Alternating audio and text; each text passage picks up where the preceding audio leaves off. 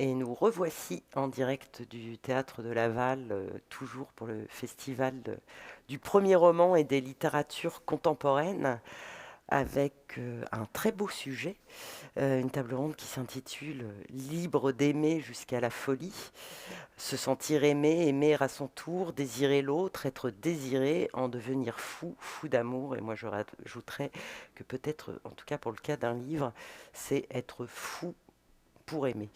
Et pour parler d'amour, peut-être pas jusqu'à la folie, 3 primo-romanciers, Bénédicte Bellepoix, Valérian Guillaume et Jean-Baptiste Labrune, et un auteur, romancier, poète, qui revient à Laval, encore et toujours, Mackenzie Orsel. Bonjour à vous 4. Bonjour. Bonjour. Bonjour. C'est la combienième fois à Laval, Mackenzie? Centième fois. Oui, ouais, vous êtes chez vous. Ouais, autour de ça. Et 4 romans, 4 univers assez radicalement différents. Moi qui aime beaucoup tricoter de l'écho entre les livres, ça va peut-être pas être si facile, mais on va y arriver. Je compte sur vous 4 pour rebondir d'un texte à l'autre. Premier texte, Suiza de Bénédicte Bellepoix, paru chez Gallimard, puis en folio pour le format poche. J'en profite pour dire, Bénédicte, que votre deuxième roman sort la semaine prochaine. Il s'appelle Saint-Jacques. Donc rendez-vous en librairie le 8 avril. Mais revenons à Suiza. Suiza, on part en Espagne, dans un petit village de Galice, où l'arrivée d'une jeune femme, Suiza, très belle, très blonde, Très conne. je l'aurais pas dit comme ça, moi j'avais écrit très simple, va perturber la vie de Thomas. Thomas, il a 40 ans, il est veuf depuis longtemps après un mariage pas très heureux, on va dire ça comme ça. Il a une ferme, il est plutôt pas pauvre, hein, Non, il est plutôt il est plutôt riche. Et il se pense condamné par un cancer qui lui ronge les poumons. Et d'un désir charnel, très violent, va naître un magnifique et tragique amour. Valérian Guillaume, Nul si découvert, aux éditions de l'Olivier, vous nous invitez dans la tête de votre personnage, un jeune homme très seul, un peu inadapté sur le plan social, On peut le dire. dont la grande joie dans la vie est de déambuler dans une zone commerciale, réjoui par l'abondance des produits étalés. C'est un garçon qui a, on peut le dire aussi, qui a du mal à gérer ses émotions. Il y a un petit dérèglement au niveau de la sudation, de la transpiration qui le submerge, c'est le cas de le dire. Il a des crises de boulimie déclenchées par un démon dans son ventre. Et il y a une fée caissière, la caissière de la piscine qui va illuminer sa vie. Le voilà fou amoureux, mais entre ce qu'il se raconte et la réalité, il y a parfois un fossé. Jean-Baptiste Labrune, L'ombre de son nom, chez Magnani éditeur. Jean-Baptiste, c'est votre premier roman, mais il y avait eu des textes avant illustrés Oui, tout à chez fait. le Je même suis éditeur, auteur jeunesse. également, chez Magnani et au Rouergue. Et là, vous nous plongez dans un Paris un peu fantasmatique, entre cimetière et catacombes. Et grâce à un enchevêtrement d'époques, de narration, de narrateurs et de genre littéraire, vous trimballez votre lecteur entre rêve et réalité d'une façon assez vertigineuse. Je n'ai qu'un conseil à donner aux lecteurs et aux lectrices, c'est accepter de vous laisser perdre, sauter dans le vide avec Jean-Baptiste Labrune.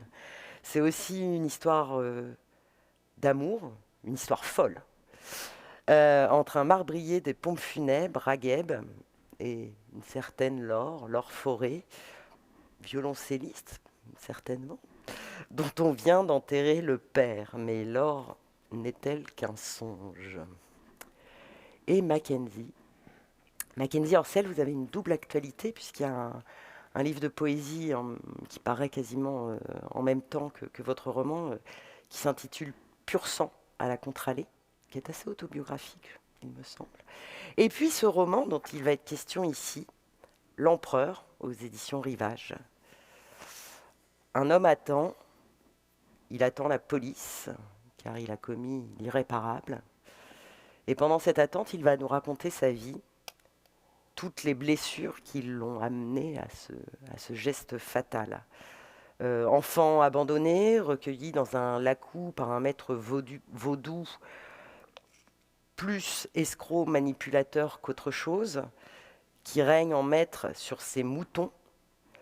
Ce jeune homme se sauvera pour Port-au-Prince, pour y trouver finalement une autre forme de violence, la violence du rapport de classe, la violence du travail. Une femme dans tout ça, forcément, qui passe, elle aussi finalement c'est un peu une ombre, c'est un peu un songe, c'est un peu un fantasme, et son amour pour cette femme sera le déclencheur d'un passage à l'acte. Nous avons posé les choses, et maintenant quand même, comme je suis allée très très vite, j'aimerais bien que vous me présentiez un peu plus vos personnages. Alors je vais commencer avec vous, Bénédicte. Alors vous venez déjà, j'avais encore écrit simple, hein. J'aimerais bien que vous nous parliez un peu de Suiza et Thomas. J'ai été volontairement un peu, on va dire, provocatrice, mais effectivement, on peut la juger conne, c'est ça.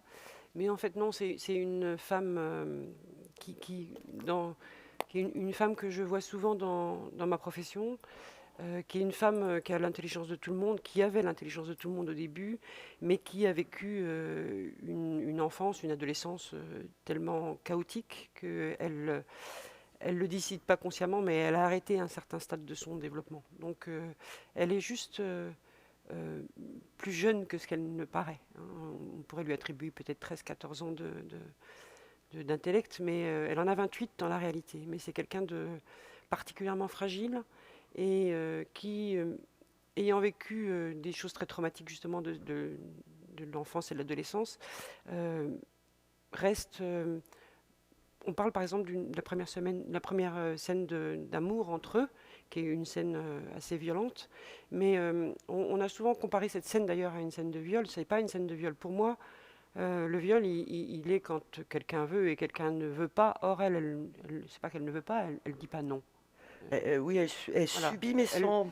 Qui ne dit mot consent, on dit c'est exactement ça. C'est-à-dire que son corps, je pense qu'il y a effectivement eu viol, mais il y a longtemps, dans l'enfance ou dans l'adolescence, et du coup, son corps ne lui appartient plus ou pas.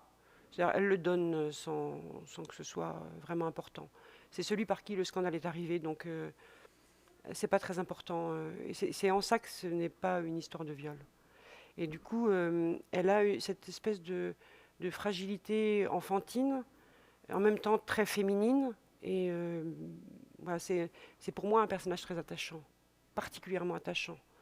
Et dans ce qu'elle déclenche aussi, parce que finalement, elle va déclencher un désir bestial chez Thomas, mais finalement, elle déclenche un peu ça chez presque tous les hommes qu'elle croise. Oui, elle déclenche ça parce qu'elle a une espèce de sensualité très animale. Et puis elle le déclenche chez lui aussi, parce que lui, il est dans une frustration quand même sexuelle aussi de tous les instants. Et donc sa féminité l'agresse, lui. C'est-à-dire qu'elle est tellement blanche, elle est tellement pure, elle est tellement belle qu'il se contrôle tellement pas vis-à-vis d'elle que ça l'insupporte en fait. Et du coup, il a une espèce il essaye de lutter, hein. C'est pas un prédateur comme on peut le voir. C'est quelqu'un qui est intelligent, qui réfléchit. Et si elle avait manifesté, ne serait-ce qu'une fraction de seconde, la négation de ça, il serait arrêté. Il aurait compris, réagi. Mais en fait, elle dit rien. Donc elle le laisse aller dans son cheminement d'agressivité. On va revenir sur ce qui se passe après cette bestialité. Je vais passer à Valérian, parce que finalement, le lien entre Suiza... Alors, Suiza, on n'a quand même pas dit... elle parle pas un mot d'espagnol au début, hein, donc en plus, elle est... déjà, ça s'est un peu arrêté... on peut dire qu'elle est presque aveugle sur des muettes, finalement. Hein, un peu comme ça, oui. Et elle a ce côté un peu simplette. Et votre personnage, Valérian... On va dire qu'il est différent, pour être politiquement correct. Il est un peu simple aussi, il est gentil. Qui dit gentil, il est un peu catégorisé victime tout de suite. Il est très seul. Oui, disons que c'est un personnage qui dévore le monde et et qui est dévoré par lui inévitablement. C'est un personnage qui vit tout au, au même plan, de la même intensité. C'est quelqu'un qui veut vivre tout de tout son cœur, de tout son corps, et qui est prêt à tout, même si c'est à se perdre, pour pouvoir trouver une place dans des environnements plus ou moins hostiles.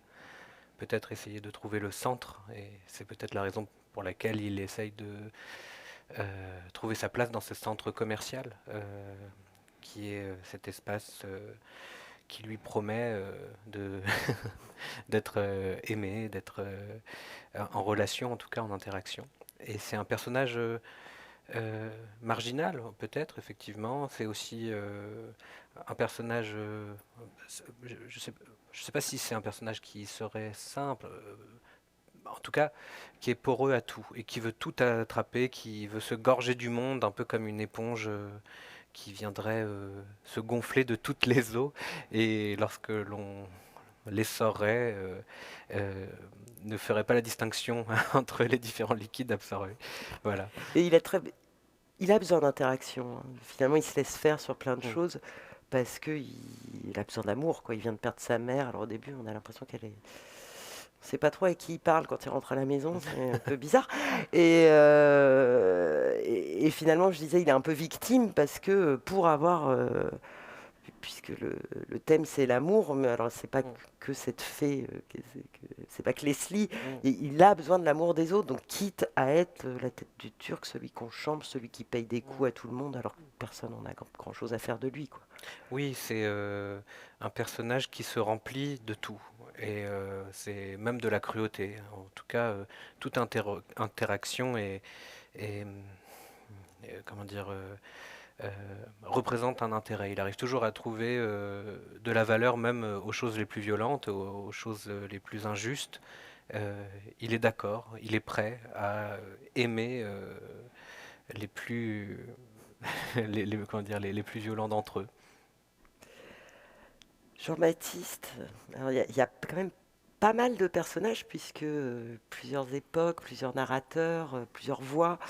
Je parlais de ce marbrier, Ragheb, euh, qui travaille avec un fossoyeur qui s'appelle Fernando. Finalement, c'est Fernando qui va enquêter sur Ragheb.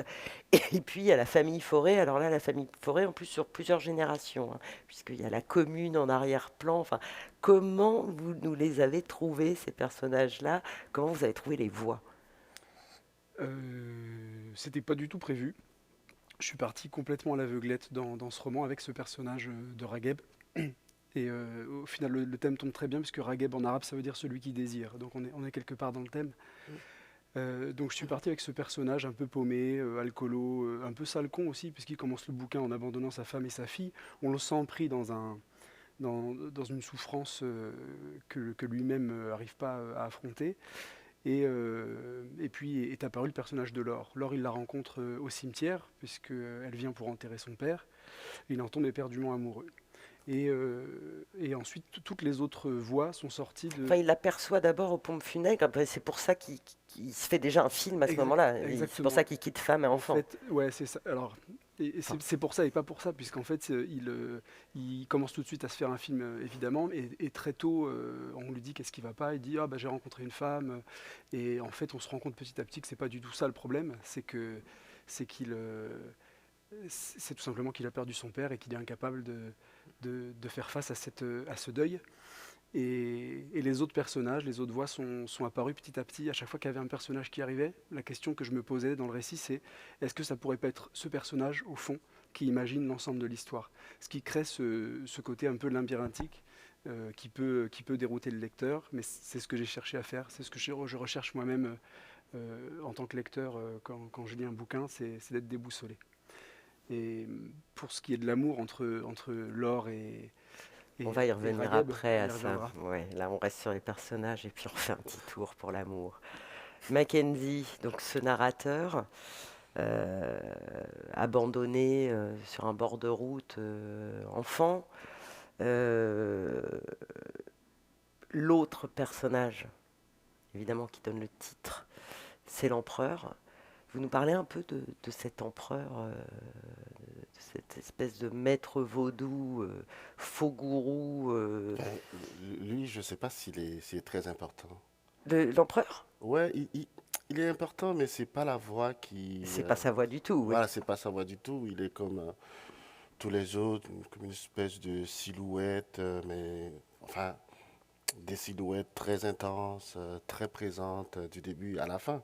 Mais le- l'homme qui raconte le narrateur, c'est un homme sans nom, sans visage, sans enfant, sans adolescence, une étincelle de vie qui arrive comme ça dans la vie et qui traverse et qui a vécu des choses mais, terribles, terribles, sous la domination justement de cet empereur. L'empereur est là justement pour faire découvrir toute la richesse de cette philosophie, de cette vision du monde, de cette religion qui est le vaudou, et à la fois poser une remise en question voilà, de tout ça à travers la voix de ce narrateur. Alors lui, il a vécu tout ça, il a vu des choses, il a décidé de partir, et il est arrivé à Port-au-Prince et il découvre un Lacou plus immense, c'est-à-dire un énorme Lacou où il se passe encore les mêmes trucs, l'individualisme, la violence, l'exploitation de l'homme par l'homme, enfin tout ça. Et entre l'avant et l'après, il y a une femme.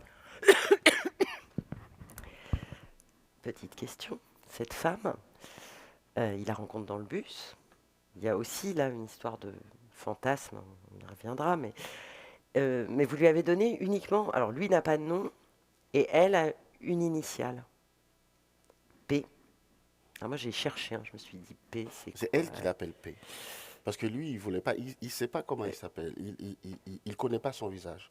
Il n'a jamais vu son visage, il n'a pas de nom, il a un petit boulot, il est livreur de journaux, il connaît pas le nom de ses collègues, parce qu'ils se disent tout le temps bonne journée collègue, à plus tard collègue, fais attention à toi collègue.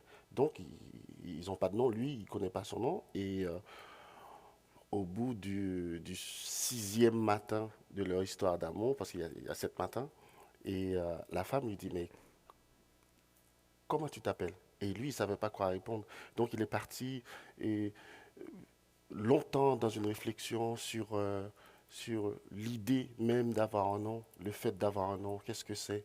Est-ce que le nom nous représente? Est-ce que le nom correspond à ce qu'on est vraiment et à l'intérieur? Et après, comme il était parti dans cette réflexion un peu absent, et la femme lui a dit, bon, je vais t'appeler P. C'est Et ma lettre talisman. c'est quoi? C'est quoi? Elle a dit, c'est ma lettre Votre talisman. talisman. Ouais. Et moi je me suis demandé ce qu'il y avait derrière ce P. Alors je me suis P prénom, mais P pays, parce que c'est aussi l'histoire d'un pays. Ouais. Finalement, moi je trouve qu'il est la voix peut-être aussi d'Haïti. Oui, cet homme, c'est personne qui a réussi à faire la révolution. Enfin, pour lui, c'est ça. Ah oui, il n'y a personne aussi, effectivement. C'est vraiment personne, hein, ce monsieur. Sans nom, sans visage, sans histoire, et qui arrive à réaliser ça. Moi, je suis très fier de lui. Ce qu'il a fait, c'est carrément extraordinaire. Mais grâce à cet amour, hein, toujours, on revient à cette femme. Je pense que comme il a grandi seul, il n'a pas connu l'amour et l'affection et la tendresse et tout. Et quand il a rencontré cette femme dans le bus, c'était au tout début de sa liberté. C'est très important. C'est-à-dire, il est tombé sur cette femme, il est très amoureux tout de suite, mais il ne sait pas vraiment s'il est amoureux. C'est comme ça, c'est un état. C'est un état. Après, il y a l'autre intérieur aussi. Peut-être qu'il a été mal guidé, mal conseillé, mais il est dedans. Il est fou. Il est à fond. Il est à fond dans cette histoire parce que pour lui, c'est une nouvelle respiration. Mais c'est drôle parce que je trouve que chez Jean-Baptiste aussi, il y a cette espèce de côté instantanéité de la passion. Et après, on la fantasme.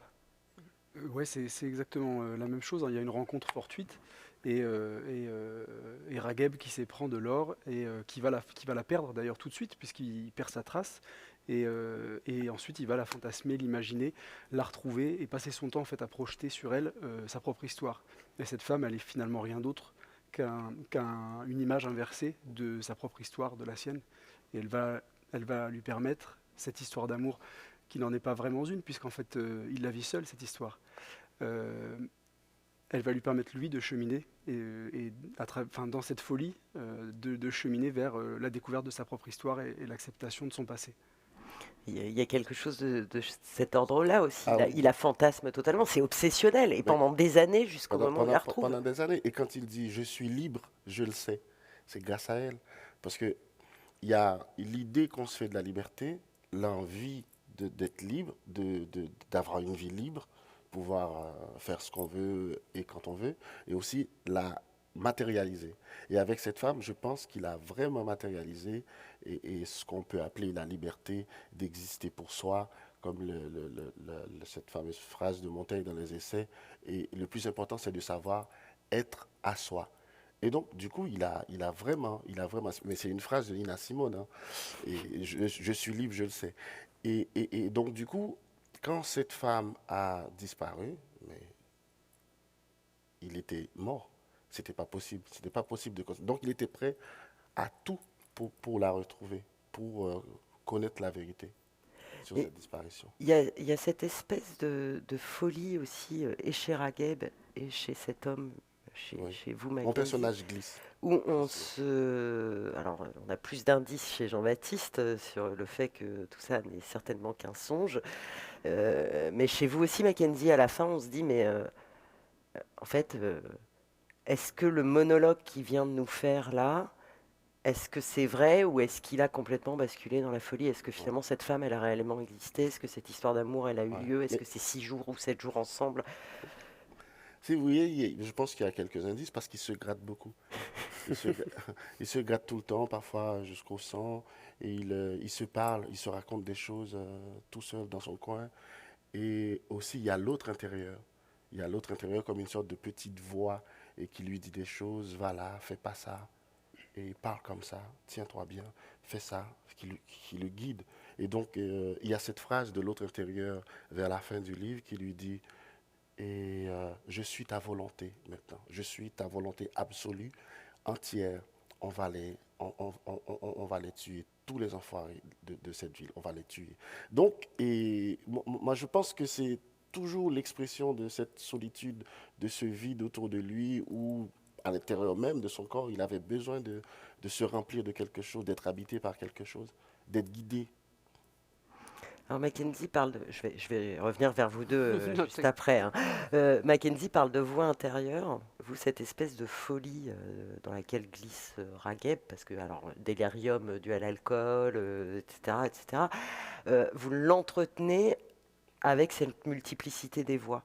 C'est-à-dire qu'il y a des voix qui viennent plus ou moins d'enregistrements sonores, il y a un carnet dans lequel il écrit, il y a un carnet qui daterait de la commune, qu'il aurait trouvé, mais qui est commenté dans la marge. On ne sait pas qui a commenté, le père, l'oncle de Laure, ou lui-même, ou machin. Enfin, et en fait, vous nous entretenez dans cette folie, grâce aussi, vous avez eu conscience de ça, que la multiplicité des voix nous emmenait dans les méandres. Ouais, bah, c'était le but aussi. Alors je m'en suis rendu compte pareil, hein, petit à petit, au fur et à mesure que j'écrivais.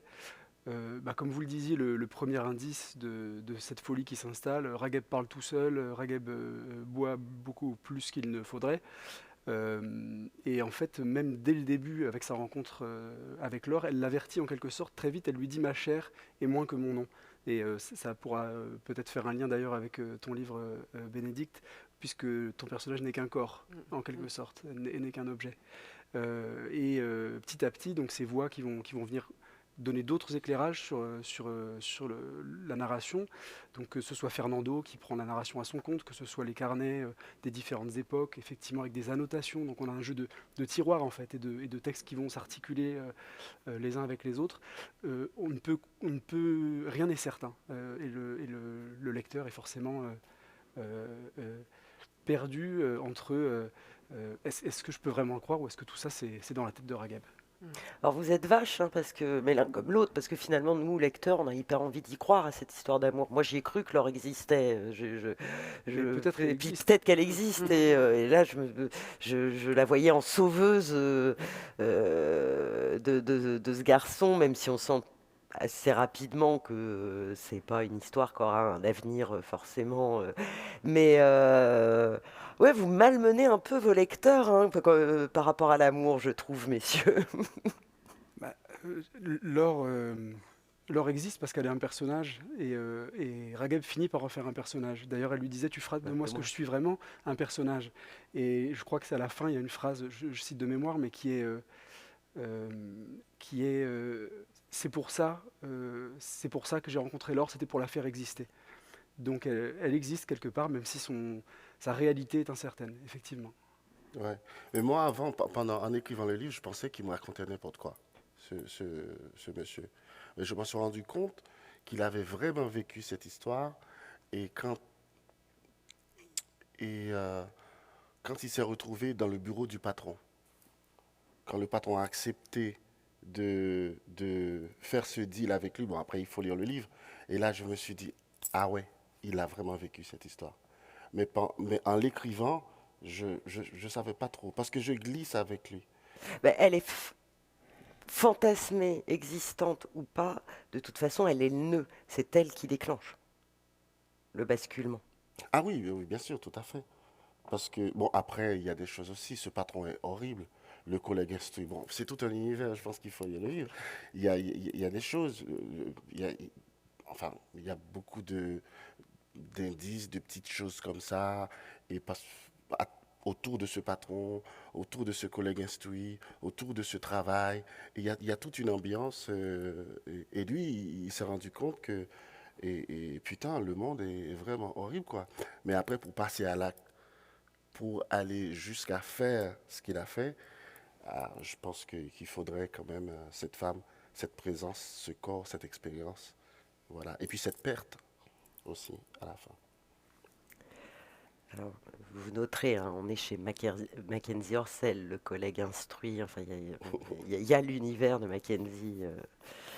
Valérian et Bénédicte, ça va être à vous. Ça fait un moment qu'on n'a pas entendu le son de votre voix. Valérian, Guillaume, l'amour de votre narrateur, donc pour cette caissière de la piscine qui s'appelle La Baleine. Et c'est rigolo parce que votre narrateur, moi, je l'ai imaginé assez rond. Enfin, bref, enfin, dans le ventre de la. Bref. C'est totalement fantasmé aussi. En fait, il s'imagine. Enfin, il fait un film. On peut le dire comme ça. Il se raconte des histoires juste parce qu'elle lui a apporté un petit peu d'attention. Et il est tellement à fleur de peau avec ce besoin-là de se nourrir d'affection. Ce qui a mis le feu aux poudres de son cœur éclatant devant cette fée caissière qu'est Leslie, à la caisse donc de La Baleine, une piscine municipale tout récemment rénovée, c'est le fait qu'elle lui ait donné un bonnet de bain gratuitement. Et donc cet acte, ce don matérialise le début d'une histoire d'amour qui s'écrirait peut-être dans sa tête. Mais celle-ci, elle est matérialisée à ce moment du roman, mais on pourrait imaginer, on pourrait supposer que ce genre de scénario lui arrive assez régulièrement.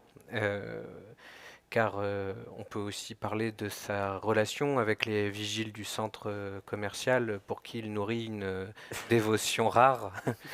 Autrement dit,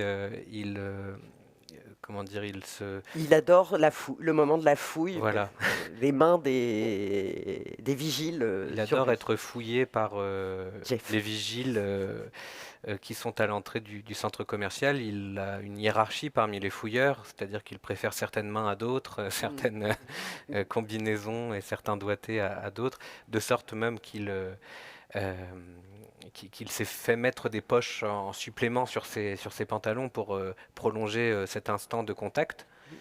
Voilà, mais en tout cas, concernant la séquence avec le personnage de Leslie, qui est cette fée caissière, je pense que c'est vraiment pour lui l'espace du poème et de l'invention, où tout ce qui lui arrive est un signe positif qui vient continuer d'écrire cette histoire, comme si il voulait aller au bout de cette histoire, mais ça aurait pu être autre chose. Enfin, je veux dire, c'est ce don qui l'invite à pouvoir engager le moteur de son imagination et de ses rêveries. Il est... parce que amour, folie... moi, je me suis dit, bon, finalement, l'histoire avec Leslie, elle est presque anecdotique, puisque vous venez de le dire, ça doit lui arriver un peu tous les 4 matins, quoi. Euh, moi, je trouve que son autre amour débordant, c'est celui de la société de consommation. Enfin, il ne le dit pas comme ça. Mais finalement, son grand trip, c'est de voir l'étalage des boîtes de conserve, l'étalage de la téléphonie, les bons becs dans une autre enseigne. Il a une espèce d'amour pour l'opulence, pour l'abondance. Oui, son moteur dans l'existence, je crois, est de trouver une place et de ne pas trop déborder. Pourtant, c'est ce qu'il ne fait que faire finalement. Euh, pour moi, ce personnage essaye de trouver une raison d'être dans un espace qu'est ce centre commercial, justement symbole de ces centres décentrés des villes, c'est-à-dire qu'on crée de nouveaux centres. Et je pense que sa tâche, sa quête, véritablement, c'est d'être le meilleur client du monde, c'est d'être le meilleur consommateur et d'être exemplaire en cela. Il connaît le prénom de tous les caissiers, les caissières, il connaît tous les rayons et quelque part, Il est là le- pour les tirages au sort, pour les journées spéciales Mexique, exactement. machin. Enfin, il est Il est sur le tous les fronts. personnage principal de ce théâtre qu'est ce centre commercial. Euh, Voilà, parce que ces dispositifs sont des espaces où on attend beaucoup des clients et on organise euh, en utilisant beaucoup d'outils du storytelling et de l'art du récit pour pouvoir faire en sorte qu'on se sente chez soi dans des endroits impersonnels, mettant par exemple de la tapisserie ou de la toile cirée en imitation béton ou briques ou feux de cheminée imprimés sur des affiches publicitaires pour se croire chez soi. Lui, il le prend au mot. Et les valeurs qui sont utilisées dans ces espaces-là, que ce soit la fidélité par exemple, ou d'autres valeurs aussi fortes que celles-là, il les applique et il les prend très sérieusement à son compte. Et il veut les honorer. Euh, Bénédicte, vous l'avez dit un peu tout à l'heure, au début, c'est pas de l'amour, c'est plutôt une pulsion.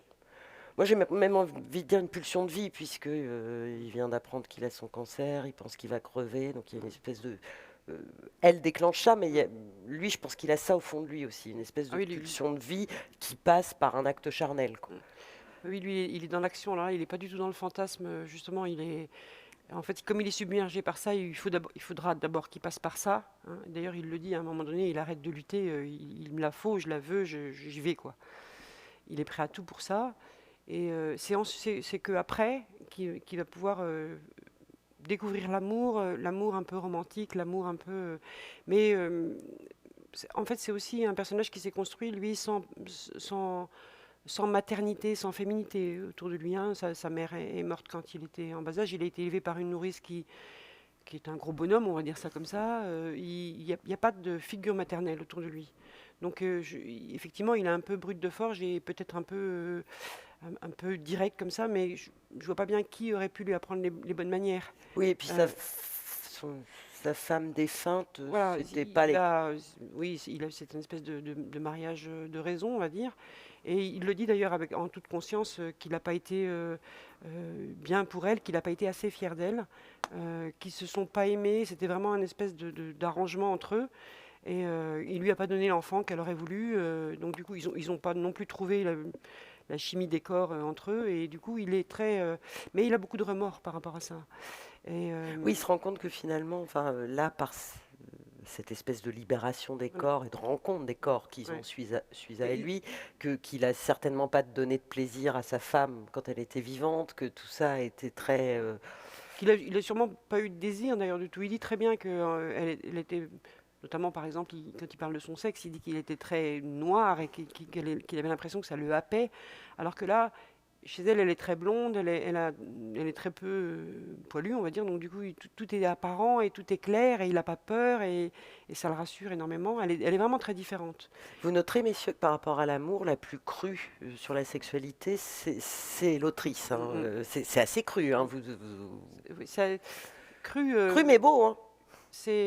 Alors après, c'est toute la difficulté de parler de scènes d'amour. C'est comment on fait. Comment on fait avec le vocabulaire alors, est-ce que c'est... Parce que parler d'amour, c'est compliqué quand même. Alors, vous êtes sage-femme, je Oui, crois, voilà. par ailleurs. Mm. Et moi, je me dis que la façon un peu clinique, parfois, de l'histoire du sexe qui est noir, qui Ouais. machin, etc., je me suis demandé s'il n'y avait pas... est-ce que le côté médical, finalement, aidait à parler de ça assez facilement, d'un truc un peu... alors, pas qu'organique, parce que vous arrivez à en faire de la poésie, en plus, Mm. mais... Il aide et en même temps, il me dessert. C'est-à-dire que, effectivement, de ma profession, j'ai quand même un rapport un peu particulier au corps. Ça m'arrive d'en plaisanter d'ailleurs, quand j'ai des patientes qui sont un petit peu, elles vont voilà, se mettre nues, c'est compliqué. Je leur dis, oh, mais vous inquiétez pas. Enfin, pour moi, c'est comme une oreille. Puis toujours en plaisantant, je dis, vous savez, si je regarde un film porno, j'ai l'impression que je suis au boulot. Voilà, c'est des trucs comme ça. Alors, elles rigolent, ça les rassure. Donc, effectivement, j'ai ce rapport au corps qui est plus simple. Je peux nommer un chat, on va dire. Mais en même temps, la difficulté pour moi, c'était justement de garder quand même une certaine part de feutré, de romantisme. Je sais que mes lecteurs n'ont pas cette facilité. Ils ont peut-être une sexualité qui est justement un petit peu plus moins franche, on va dire, dans les mots au moins. Et du coup, voilà, j'étais sans arrêt en train de me dire, est-ce que là je suis juste? Est-ce que c'est pas trop violent pour eux? Mais en même temps... Après, en même temps, des fois, je me disais, mais moi, je suis quand même Madame Tout le Monde, je ne fais pas partie du milieu des écrivains, je n'ai pas de formation particulière, donc je suis une grande lectrice, par contre, et une grande lectrice de tout et n'importe quoi, donc je crois être vraiment Madame Tout le Monde en termes de lecture, donc si ça me plaît à moi, globalement, ça va quand même plaire au plus grand nombre. Et ça, c'était vraiment mon credo, c'est rester dans une certaine normalité, appeler quand même les choses par leur vrai nom, et puis rester simple, quoi. Et on se pose quand même la question, parce que c'est brutal, cette Mm. première rencontre, vous l'avez dit, finalement, c'est pas du viol, parce elle est habituée à céder, quoi. Enfin, pourquoi elle reste?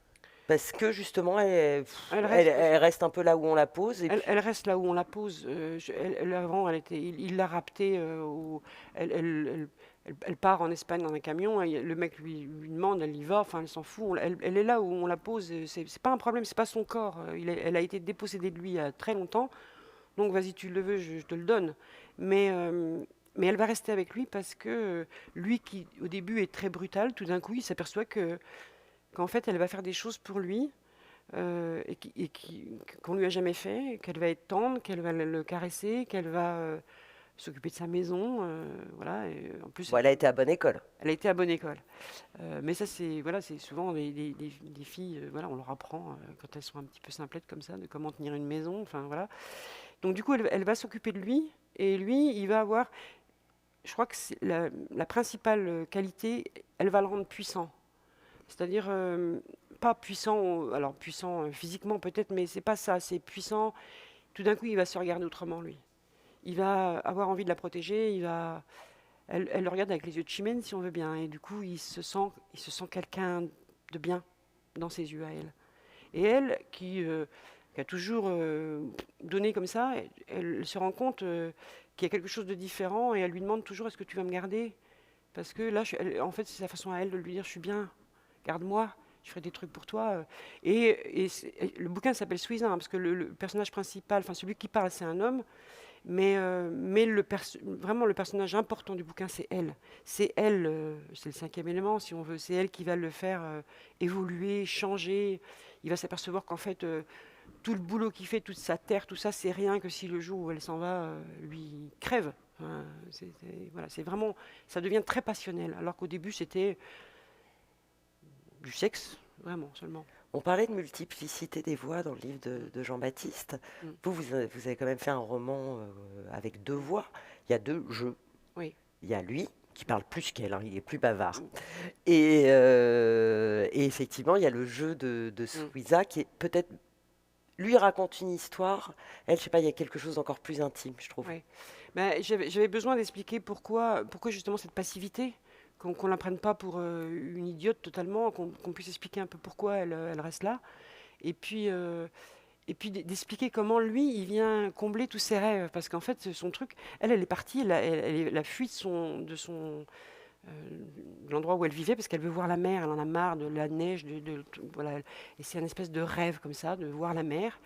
Et elle ne sait pas où c'est la mer d'ailleurs, hein. Et du coup, une gamine qui va passer par là va lui dire, ben, moi, tu sais, la mer, je sais, j'y vais toutes les vacances, je vais en Espagne. Alors elle croit que... Et comme elle a déjà écouté de la musique, et c'est de la guitare espagnole, elle se dit, ah mais en fait, l'Espagne, c'est le pays des fées.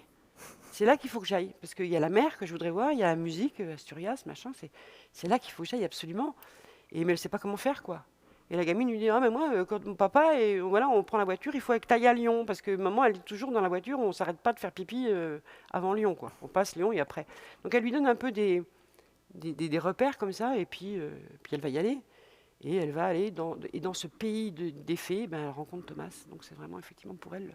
Et il l'emmènera à la mer, bien sûr. Donc c'est... Lui, il vient combler son désir de rêve, d'enfant, de mère, et elle va combler son amour d'homme. Ça a toujours été évident qu'il y aurait les deux voix, que vous lui donneriez aussi la parole à elle. Oui, Parce que je lui finalement, avais- on a l'impression que le narrateur principal, c'est lui. Puis finalement, elle arrive. Ouais, je lui avais même donné plus de place. À un moment donné, j'avais expliqué plus sa fragilité, etc. Et puis après, je me suis dit que c'était pas la peine. J'avais pas besoin de me servir de l'horreur de son enfance et de son adolescence pour expliquer ça. Voilà, quelques phrases, ça suffit, on comprend bien. C'est pas la peine d'en rajouter, quoi. Et je voulais m'attacher surtout. Ce qui me motivait vraiment dans cette histoire, c'est comment vraiment deux êtres qui sont très abîmés par la vie vont faire quelque chose de somptueux dans l'amour, de somptueux, et qui on serait pour dire ben, c'est moins beau que. Voilà. Je trouve que dans les romans en général, effectivement, pour s'aimer, il faut. Ça change un peu, hein, je vois là. Mais dans certains romans, il y a quelques temps, il y a même 5 ou 10 ans en arrière, pour s'aimer, il fallait être beau, intelligent, riche. Voilà, alors que moi, non. Ils ont rien, ils sont pas forcément. Enfin, elle est belle, mais ils ont pas tout en main pour pouvoir faire quelque chose de beau, quoi. Je crois que là, c'est un point commun Oui, à vous tous, hein. j'ai vu. Euh, L'autre point commun, c'est que finalement, vous employez tous le jeu. Mm. JE. On s'autorise. Alors, primo, parce qu'il y a beaucoup d'intériorité, de monologue intérieur, mais est-ce que finalement le jeu JE, alors c'est pas tout le temps chez Jean-Baptiste, mais c'est normal, Jean-Baptiste il triche avec toutes ses voix. Le jeu JE, est-ce que c'est aussi la seule façon de parler de l'amour? Parce que l'amour, c'est forcément intime et ça part du plus profond, et le plus profond, il faut dire je. La passion, non? Moi, je pense que c'est la seule façon de dire la passion. Vous pouvez pas parler de la passion des autres, je crois. Pour une. Ben oui, je pense que c'est une belle explication, cette passion qui serait une sorte de fusion de notre histoire de folie et d'amour. Dans nos livres, il y a aussi cette part de solitude qui est attachée à l'amour, qui est exprimée à chaque fois, et cette irréductibilité de l'autre. Donc ouais, je vois pas comment j'aurais pu raconter cette histoire à la troisième personne, même si, comme vous le dites, il y a parfois de la troisième personne qui se glisse, mais pour dire cette solitude, cette folie, cette intensité passionnelle, ouais, la première personne était très évidente tout de même. Valérian, bon alors le jeu, forcément, on est dans une espèce de descente au plus profond du ventre, hein, on va voir le monstre, on est dans sa tête, c'est un monologue intérieur permanent, ce qui va nous amener sur la voix intérieure chez Mackenzie.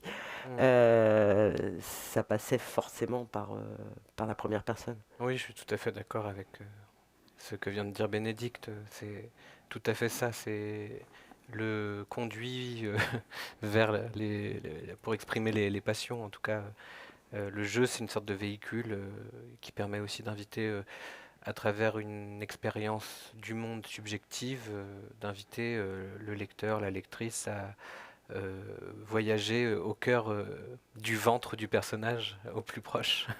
C'est une invitation à l'intériorité et de voir aussi comment l'extérieur est perçu par celui-là et comment son identité peut résister au monde.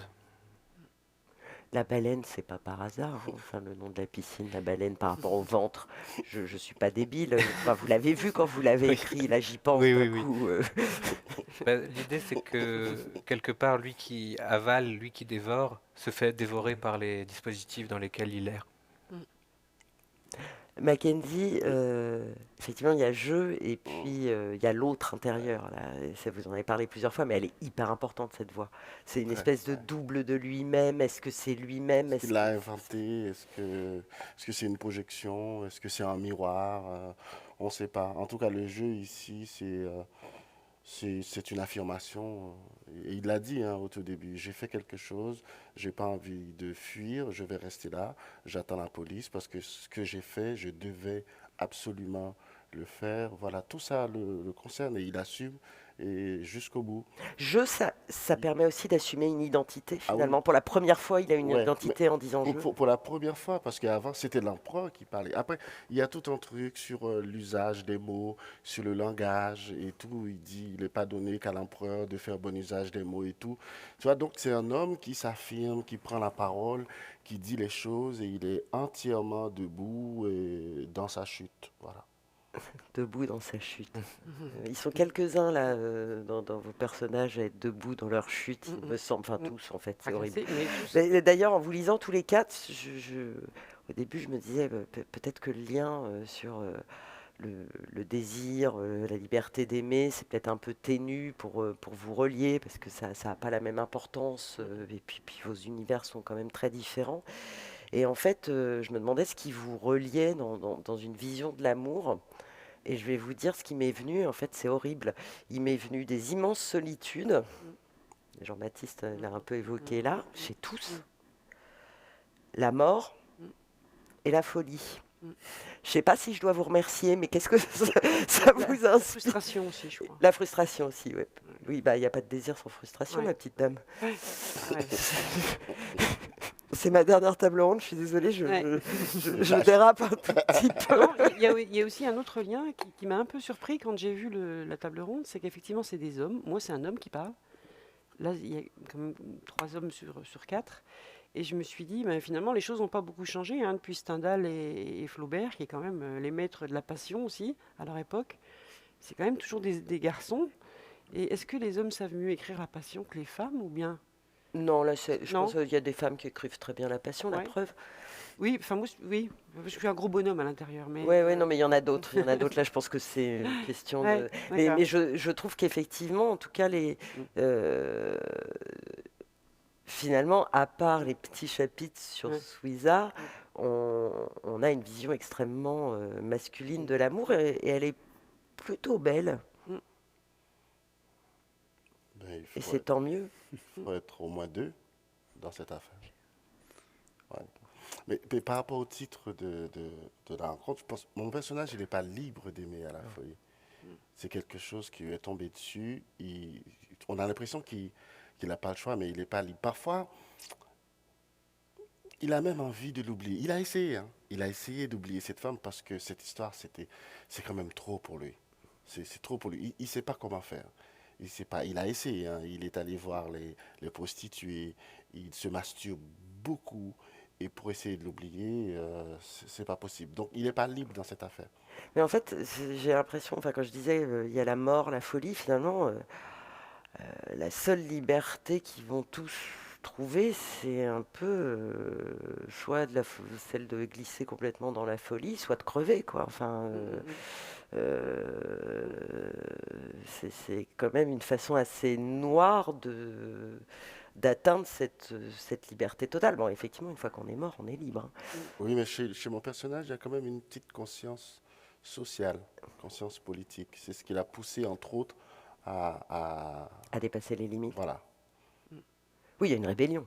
Oui, ouais. En fait, C'est une victime, hein. C'est une victime d'un système, d'une histoire, d'une mémoire sociopolitique, voilà, d'un régime politique, d'une société, d'un pays qui part en fumée. Lui, il voit tout ça hein, à côté de cette histoire d'amour.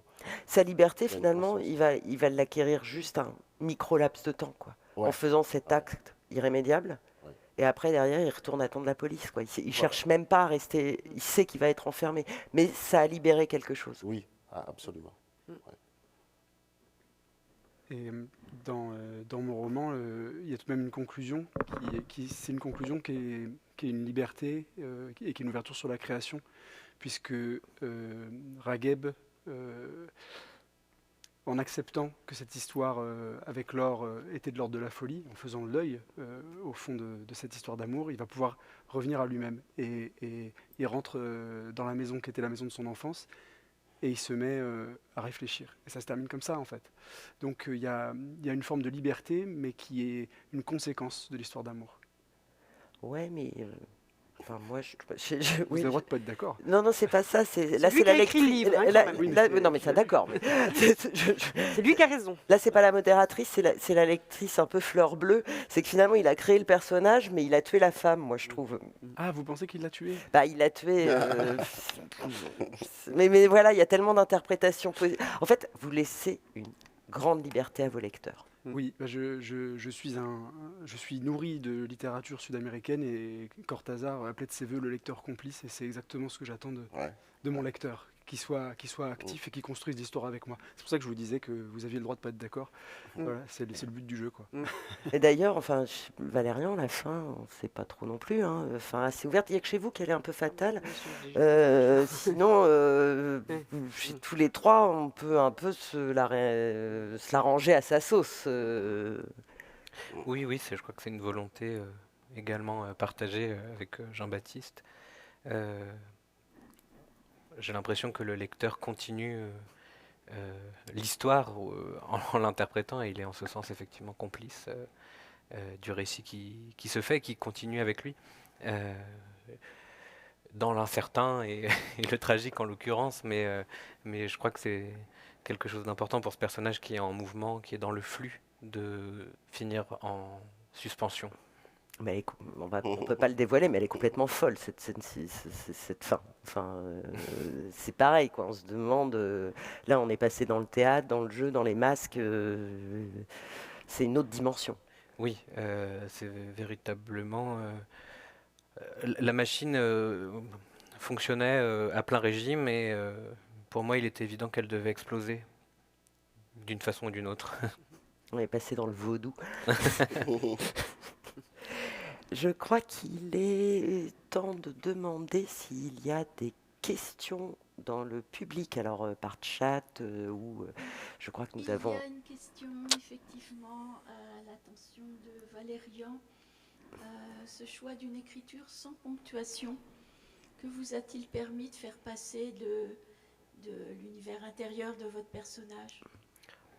Cette modalité d'expression de la voix du personnage était une nécessité absolument organique, puisque le personnage est venu m'habiter à un endroit donné, et je l'ai suivi dans sa voix, l'écoutant pour le traduire sur la feuille, sur la page, et ça allait très vite. Et mettre des virgules, des points, c'était retarder cette dévoration du monde.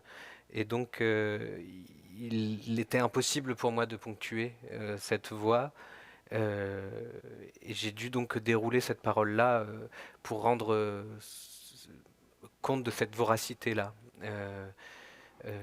Voilà, et aussi inviter peut-être, toujours dans cette idée de complicité avec le lecteur ou la lectrice, d'inviter, pour pouvoir être en commotion, en mouvement, en déplacement avec ce personnage, inviter peut-être le lecteur, la lectrice à poumonner, à mettre son souffle à l'intérieur même de cette trame, de ces blocs, pour pouvoir essayer de donner la parole à ce personnage, à ce genre de personnage, on le disait tout à l'heure, un peu marginal, mais qui est aussi sans doute ce genre de personnage qu'on n'écoute jamais.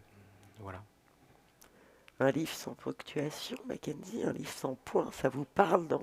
Oui, bien sûr. Ben, je suis tout à fait d'accord avec vous, puisque c'est une... Alors j'explique peut-être dans L'ombre Voilà. animale en 2016, Ouais. 500 pages, hein, Oui, pas une oui, bonne brique, autour hein. de ça, ouais. Pas de points.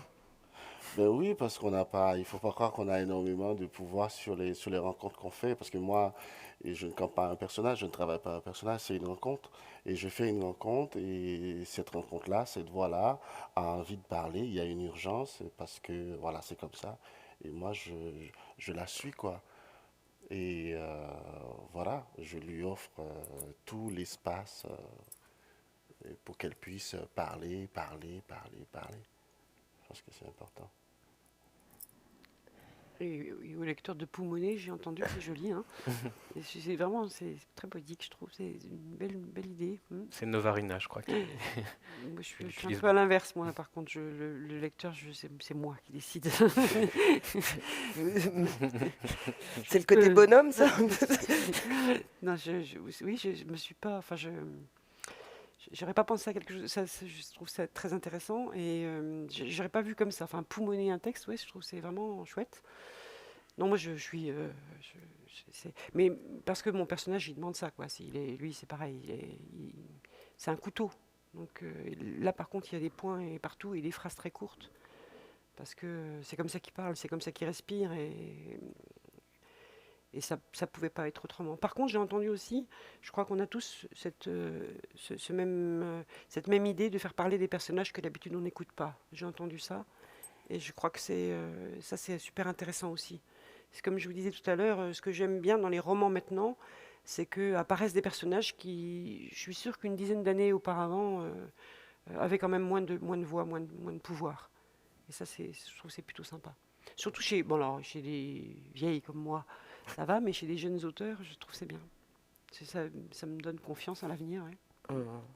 On met une image et des mots sur les invisibles, en fait. Ouais. Il y a quelque Ouais. chose de Oui, mais cet ordre-là. chez des gens qui ont beaucoup vécu comme moi, je trouve que c'est relativement normal, mais chez des jeunes, ça veut dire qu'ils ont quand même une vision du monde qui est un peu plus... à leur âge, je ne crois pas que j'avais cette vision du monde là, moi. Je gagnais pas forcément à être connue. Donc, je trouve que ça me fait plaisir. Je trouve que c'est pour l'avenir, c'est une belle... c'est plein d'espoir, quoi. On a parlé de ponctuation. Je voudrais qu'on finisse avec la mise en page de votre livre, Jean-Baptiste. Alors, primo, j'imagine que ça a été aussi un casse-tête de construction. Quelle voix, à quel moment, quel truc, tel machin. Mais en plus, il y a un travail de fabrication de votre éditeur qui est assez remarquable. Vous avez travaillé ensemble sur déjà le choix de la typo, qui est assez particulière. Hein. Et puis, il y a des pages avec des choses encore plus gros. Enfin, voilà, comment on s'amuse aussi à travailler sur l'objet. Ouais, alors j'ai la chance de connaître très bien mon éditeur et depuis longtemps. Et c'est un typographe et un graphiste à la base. Donc, on a effectivement travaillé ensemble pendant des heures et des heures pour que la mise en page soit au service du sens, exactement comme dans un poème. Et puis j'ai moi aussi un passage sans ponctuation en fait. Quand on plonge dans les rêves du fossoyeur Fernando, il y a 2 passages comme ça où Fernando se raconte des histoires et c'est sans ponctuation avec l'histoire de Pedro le Cruel de du Portugal. Voilà. Il reste 2 minutes. Est-ce qu'il y a une dernière question? Est-ce qu'on... Petite encore Ouais. pour Valérian. Pourquoi ce titre, Nul si découvert? Eh bien, c'est un mystère pour moi, mais il est arrivé très rapidement et c'est un peu un jeu entre le jeu à gratter et la filature et l'idée que le personnage, si il devient découvert de tout objet de consommation, il deviendrait nul. Enfin, il y a plein de possibilités de lecture. En tout cas, le titre est arrivé très tôt, comme une évidence. Et c'est là aussi un espace d'incertitude à inventer, à continuer dans l'imaginaire des lecteurs, des lectrices. J'ai pas la réponse. Eh bien, on arrive à la fin de cette heure et quart tous ensemble. Sentez-vous très libre d'aimer Nul si découvert de Valérian Guillaume, L'ombre de son nom de Jean-Baptiste Labrune, L'empereur de Mackenzie Orsel et Suiza de Bénédicte Belpois. Mackenzie, Valérian, Bénédicte, Jean-Baptiste, un très très grand merci pour cette très jolie et très passionnelle table ronde. Merci. Merci beaucoup. Merci beaucoup.